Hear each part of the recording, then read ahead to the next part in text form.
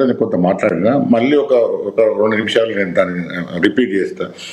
కవితకు సముచితమైన స్థానం దక్కడం లేదు. నేను కేసీఆర్ చాలా ప్రేమ గల బిడ్డను, నాకు మొత్తం వ్యవస్థ అంతా నా చేతులు ఉండాలని ఒక బలమైన అభిప్రాయం ఆమెకు ఉన్నట్టున్నది. కానీ ఎప్పుడైతే ఆమె ఈ లిక్కర్ కేసులో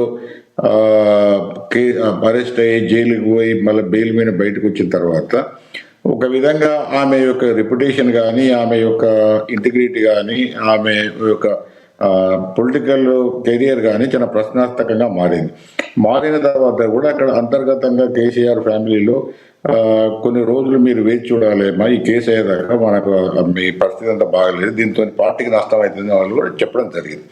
అయినా కూడా కవితకు ఏమున్నదంటే, నేను ఏదో విధంగా మళ్ళీ టీఆర్ఎస్ పార్టీలో చక్రం దింపాలి, మొత్తం పూర్వం నాకు ఏదైతే వైభవం ఉన్నదో 2023 ప్రభుత్వం రాకముందు, ఈ లిక్కర్ కేసు లేకముందు, ఆ విధంగా నేను మళ్ళీ ఈ టీఆర్ఎస్లో క్రియాశీలకంగా కానీ అధికారికంగా కానీ అన్ని విధాలుగా కూడా నేను చక్రాలు దింపాలని ఒక బలమైన కోరిక, అభిప్రాయం మాకు ఉన్నట్టు కనబడుతున్నది.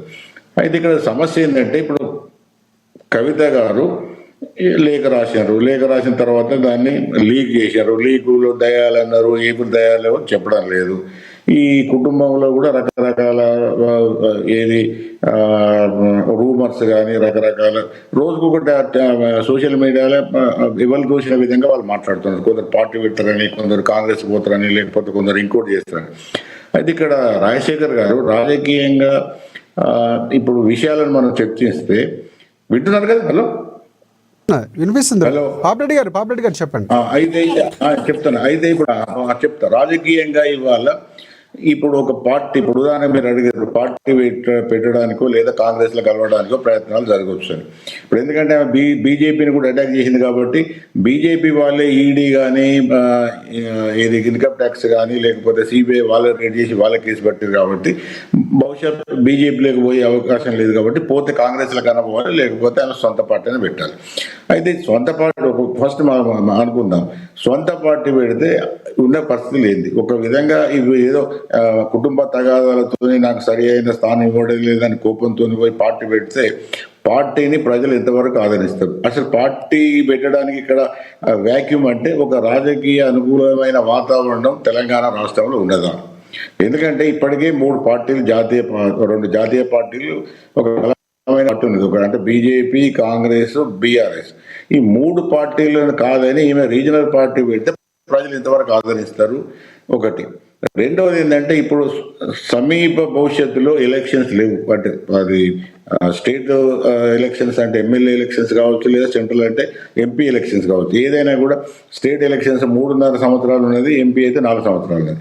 ఇప్పుడు ఆమె పార్టీ పెట్టడం అంటే ఆజామాయిషి కాదు. పార్టీ పెట్టాలి, పార్టీకి ఒక ఐడియాలజీ కావాలి, దాన్ని ఎందుకు పెడతానో జనాలకు చెప్పాలి. ఇవన్నిటికన్నా మించి ఏంటంటే ఈ ఏదైతే దానికి ఆర్థిక వనరులు, సామాజిక వనరులు, మానవ వనరులు ఇవన్నీ కూడా కావడే కాకుండా నిరంతరంగా ఈ 3 పార్టీలను తట్టుకొని, అంటే ఇప్పుడు బీజేపీ ఒకవైపు, కాంగ్రెస్ ఒకవైపు, బీఆర్ఎస్ అన్ని కూడా ఆమెకు శత్రుత్వంతో ఉంటాయి. కాబట్టి 3 పార్టీలను తట్టుకొని జనాలకు పోయి ఏ విధంగా మెప్పిస్తుంది, దాంతో ఆమెకు అంత శక్తి ఉన్నదా?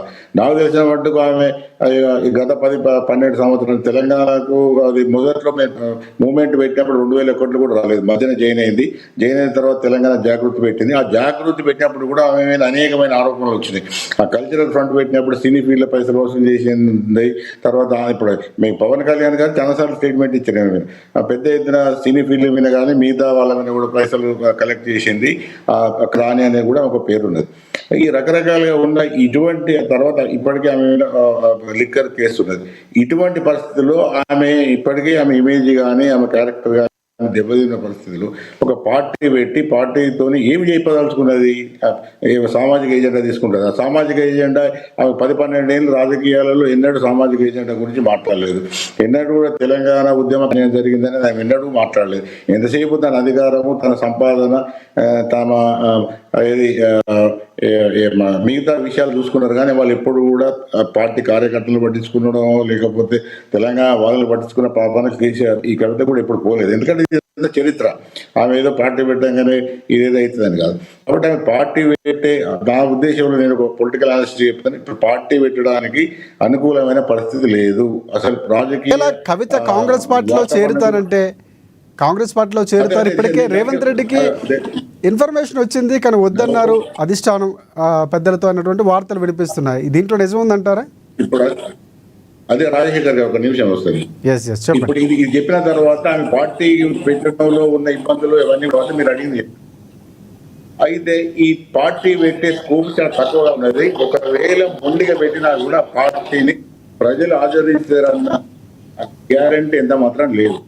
కాబట్టి పార్టీ పెట్టడంలో ఉన్న ఇబ్బందులు చెప్పిన రెండో వైపు ఒకవేళ ఆమె కాంగ్రెస్ లో జాయిన్ అయినప్పుడు ఇప్పుడు ఆమె మీద ఒక లిక్కర్ స్కామ్ చేస్తున్నది.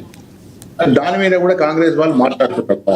అటువంటి ఒక పెయింటెడ్ క్యారెక్టర్ అంటే ఒక ఆరోపణలు ఎదుర్కొంటూ కేసుల్లో ఉన్న ఒక నాయకురాలని జైన్ చేసుకోవడం వల్ల కాంగ్రెస్ వచ్చే లాభం కూడా ఏం లేదు.